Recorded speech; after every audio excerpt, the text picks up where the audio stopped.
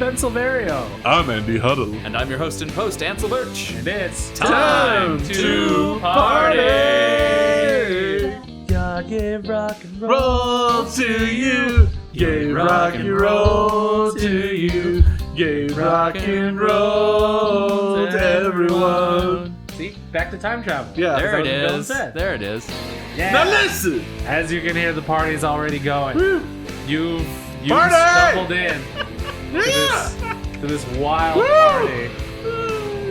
But thank you for joining us for our third episode about Woody Allen's Midnight in Paris. As we mentioned in our first episode where we gave you drinking and smoking rules, we acknowledge that Woody Allen is a problematic person. It is, it's hard. We're allowed to talk about problematic faves if we talk about them critically and acknowledge their... He knows what he did. He does. He does. At least he's been told. Welcome to episode 3 of our look at Midnight in Paris. Episode 1, we go over the drinking and smoking rules. Episode 2, we review the movie, share our thoughts, do some impressions, terrorize Ansel. The usual. And now for episode 3, we like to share something that we found interesting related to the movie in a little section that we call edutainment. If you have an imagination of any sorts, you can kind of see the hand gesture that goes with edutainment. Yeah, that one. We like to take a very shallow dive into something cool. Or something we thought was I'm cool. on the deep end. Watching that spill. Not at all. I'm in the deep end now. But the opposite of that is really... I'm in the shallows. Yes, as we like to say here at Time to Party, we like to take a lazy river of edutainments, just hanging out, talking about cool stuff. Stuff that we just think is neat. I just think it's neat. Exactly. That's what we look to do here at Time to Party. And for our edutainment section throughout our episodes, we've covered a lot of weird stuff, right, Ansel? Oh, yeah. Yeah. And I mean, it started out as like pointing out technology or new discoveries or something sciencey, and it's kind of expanded to like Pick and mix. Yeah. Whatever caught your fancy as you were watching the movie. right. Andy has chosen Woody Allen's filmography as his topic for edutainment today. So, I mean, one thing that I think is, like I was saying earlier, I grew up with Woody Allen's movies. Love him or hate him. His movies have always meant something to me, and one of his movies that I think is very much a lot of people have never even heard of is called Melinda. And the premise of the movie is these playwrights are sitting at dinner, and they're one of them is a comedic playwright, one of them is a dramatic playwright, and they're each saying how difficult how much respect they have for one another. And the comedic one is played by Wallace Shawn. Inconceivable. You have just committed one of the great blunders, the first of which is starting a land war in Asia. The second, That Wallace Shawn. yeah, in case you didn't know who Wallace Shawn was, The teacher from Clueless. the teacher from Clueless. It's good. That's a good one. It's one of my favorites. I keep it in my back pocket just in case. So Wallace Shawn plays this comedic director, and somebody says, okay, so I'm gonna just pitch you this story, and then tell me if this is a comedy or if it's a drama. And they say, this couple is having dinner, and an old college friend of hers shows up unannounced. And basically, they each just sort of like take the ball and run with it. And Will Ferrell plays the husband in the comedic version, and then the same actress plays Melinda in both stories. And Will Ferrell very much plays the part that Woody Allen would have played in this one, and you can always tell which character Woody Allen wrote for himself to be in Midnight in Paris. Obviously, Right. he would Inez. Inez, yeah, Right. obviously. The white Republican father of Inez would be Woody Allen's part. Yeah. Um, Classic Woody Allen. I just feel like, I don't understand Paris. It's very not very good. It took you till episode 3 to break out a Woody Allen impression? It's very hard for me to just bring out my Woody, and everybody just is so mean about it. So Will Ferrell, he there are times when he does kind of break into a Woody Allen impression, like you can hear it. Oh yeah. He gets very self-deprecating. Ah. And that's one thing. It's Woody Allen in his movies, he's always very self-deprecating, and which was part of his charm, I think, when he was a human being before he became the demon monster we all think of him as nowadays. But again, like it's for me, in 2004 to see Will Ferrell playing Woody Allen, basically, Sure. it's very unusual. So throughout this great movie, you go back and forth from the comedy version and the drama version, which eventually go in very opposite directions. But by the end of the film, you can tell very much that the comedy is actually kind of a good movie, but the drama portion is just so over the top, and it becomes a parody of drama where Melinda is crying, she's hysterical, and she's trying to throw herself off of a roof, and it's so over the top.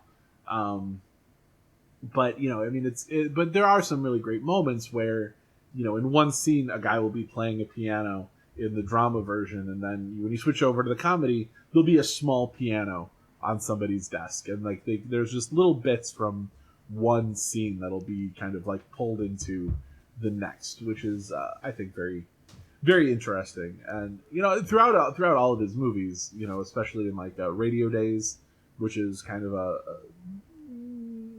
interesting take on his own childhood, when a very young Seth Green basically plays a young Woody Allen. He's not quite as self-deprecating, and so the point I was trying to make is it's very interesting seeing a screenwriter write for himself, and then how other people play them. Well, they always tell you to write what you know. I know myself. The Ching. It just random fact here. I believe Jeff Goldblum's very first line on screen was in Annie Hall. Oh. He's at a party in California, and he's on the phone in a hallway, and he says, "I need to speak to my guru. I've forgotten my mantra." This is where a segue would go if we had one. But yes, so while watching Midnight in Paris, there were a number of things I thought about covering in edutainment.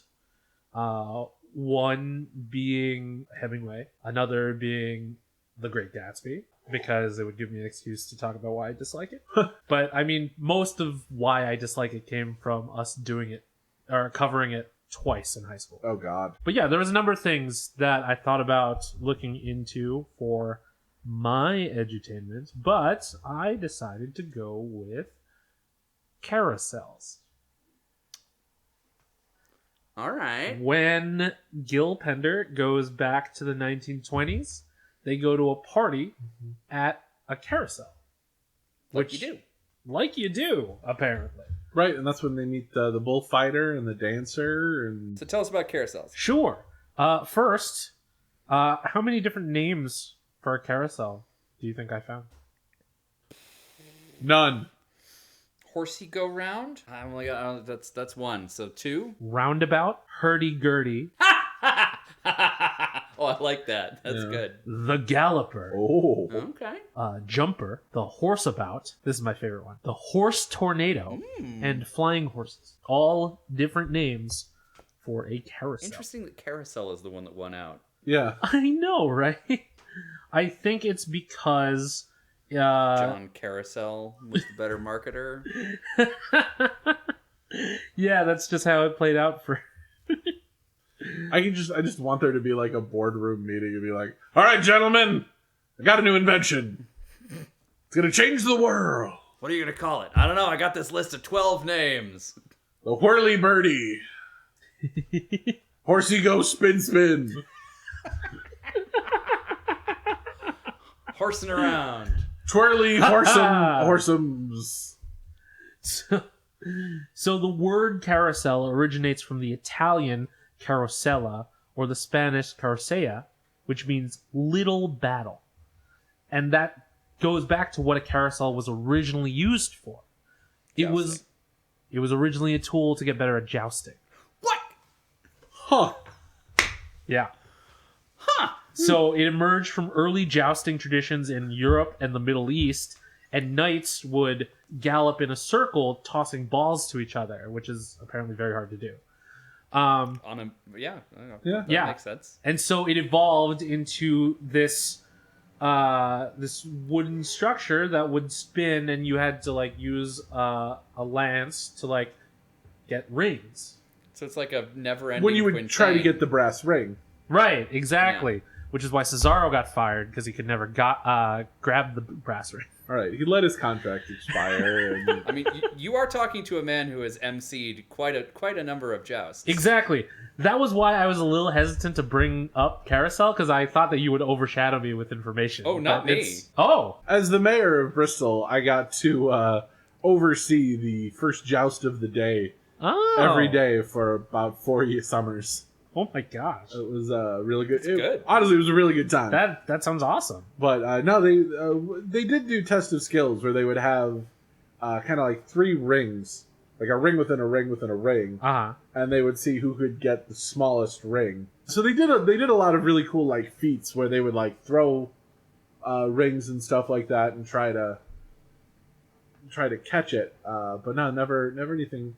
They never did the ball passing. That's interesting. Yeah, that would have been a cool thing to see. Yeah. Although maybe it doesn't sell very well. No, it feels more because they would do it because they only had sometimes they would only have like 2 jousters instead of all 4 because they still had depending on who was available within their jousting company, but they would do like feats of skill, which would always be kind of neat. Yeah. Did you know that not all carousels go the same way? Some of them go anti-clockwise. In the United Kingdom, they usually turn clockwise from the outside while the animals are facing to the left. Okay. But in North America and Europe, they typically go counterclockwise with animals facing the right. Wonder why that would be. I know, right? It's just so random. But, it's like the toilet thing in Australia, right? Well, no, that's Why does physics. No, it's not. You made that up. Physics isn't real. Right. Not like time travel. Okay, so it started as a thing you did on a real horse. Yes. Then it became a thing you did on a mechanical horse. Right. Then it Made of became a wood. thing that children did Yes. on a mechanical horse. And then it's the thing that Cesaro did. All right, That's we have Cesaro this full swing. timeline. Yeah. Well, this was fascinating. Okay, Right? really cool. See that little shallow dive there? Yeah, That's- we learned about jousting history. We learned about movies. Yeah. Great work, guys. Great work. We did it. Yeah. We did the We did the thing. All right, Jerry take us home, Ben. Seinfeld as Davy Jones. What? What's the deal? Jack Sparrow. I don't want to be a pirate. There it is. There it is. Party people, thank you for joining us this month as we took a look at Midnight in Paris. It's been real fun. Mm-hmm. Hopefully Ansel watches it the right way. Yep, with my eyeballs. Yes, by the next time. But have it you on hear like this. mute. Right. Because you've heard it all before. Overlay- I've heard it all before. Try to overlay the experience. Yeah. Yes, so if you want to chime in with your thoughts on Midnight in Paris, on carousels, on Woody Allen movie. Well, if you chime in about Woody Allen movies, I'm sure that'll go into a bigger conversation. That's great. We'll talk about it. We'll talk about it. Go ahead. Tag us. Because you can find us on the internet, on Instagram and Twitter. I am at bsilverio20. I am at Indecisionist on Twitter and at The Indecisionist on Instagram. This has been an Indecisionist production. Special thanks to April Moralba for our podcast art and to Marlon Longid of Marlon and the Shakes for our amazing theme song. To join in on this conversation, make sure to use that hashtag #TimeToParty. That's time, the number 2, party. Well, Well, now we must inhabit 2 worlds of being on the podcast and not on the podcast. Right? You're gonna give me an existential crisis. oh my gosh, this is like Schrodinger's Just say the thing. podcast. Schrodinger's podcast. Quick, before one of us ceases to exist. Right. Before we fade into nostalgia shops. Yes, party people, until we come back to you with another awesome time travel movie. Be excellent to each other. And party On, dudes.